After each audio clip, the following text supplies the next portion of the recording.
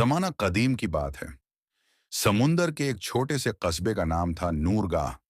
वहां के लोग ज्यादातर खेती और मछली से गुजारा करते थे। कस्बे के कोने में एक गरीब इंसान रहता था जिसका नाम था सलमान। सलमान की उम्र अभी 32 साल थी। सलमान के पास न ज्यादा जमीन थी, न मालो दौलत, सिर्फ एक पुरानी सी कश्ती और दो फटी हुई जाल।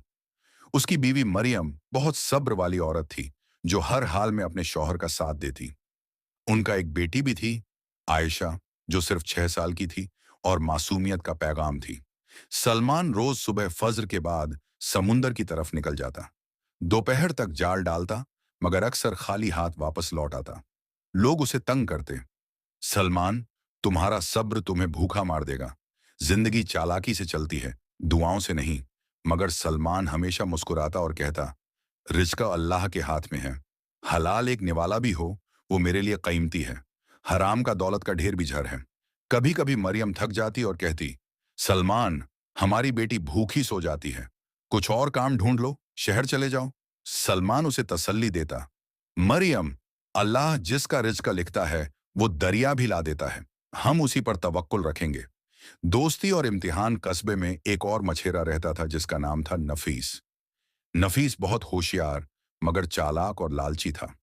वो रात के अंधेरों में जाल डालता और मरने वाले जानवरों का गोश्त उसे ल्यूर चारा बनाता। ऐसे में उसकी कश्ती हमेशा भरकर आती और वो बाजार में दौलत कमा लेता।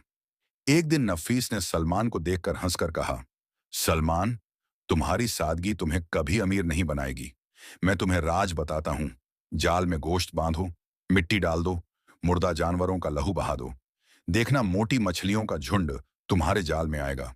सलमान ने सर हिलाकर कहा, नफीस भाई, तुम्हारी चाल जरूर चलती होगी, मगर अल्लाह को नाराज करके रिज़्क़ लेना मेरे लिए मुमकिन नहीं। रिज़्क़ कम हो सकता है, मगर हराम रिज़्क़ मेरे घर का चेहरा रोशन नहीं कर सकता। नफीस हंस पड़ा। अचानक इख्तियार दिन पर दिन गुजरते रहे। आयशा बुखार में मुब्तला हो गई। मरियम की आंखों में आंसू भर गए। घर में न दवा के पैसे थे, न खाना। सलमान ने रात को सजदे में गिरकर दुआ की, या अल्लाह, तू ही मेरा रज्जाका है।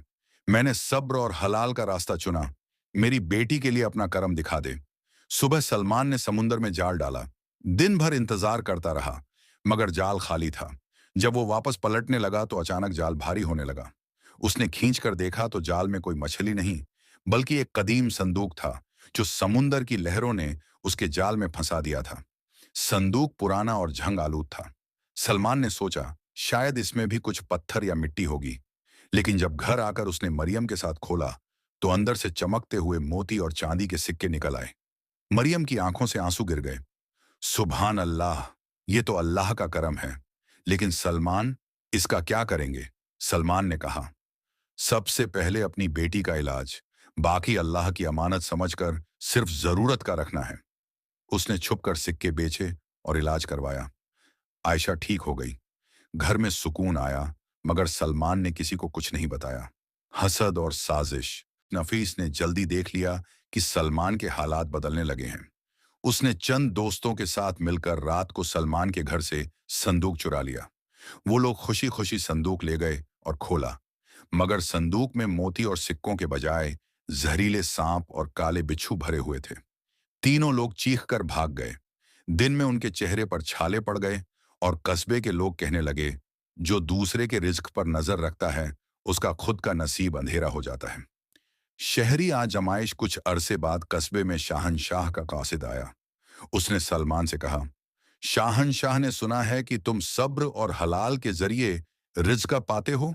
तुम्हें दरबार में बुलाया गया है। सलमान मरियम से मशवरा करके शाहनशाह के दरबार गया। वहां शाहनशाह ने कहा, मैं तुम्हें वजीर बनाना चाहता हूं, लेकिन एक शर्त है, अगर तुमने अखलाकम और सब्र छोड़ दिया तो तुम्हें कैद कर दिया जाएगा। सलमान ने मुस्कुराते हुए कहा, जहां अल्लाह की रजा होगी वहां बंदा गलत काम कर ही नहीं सकता।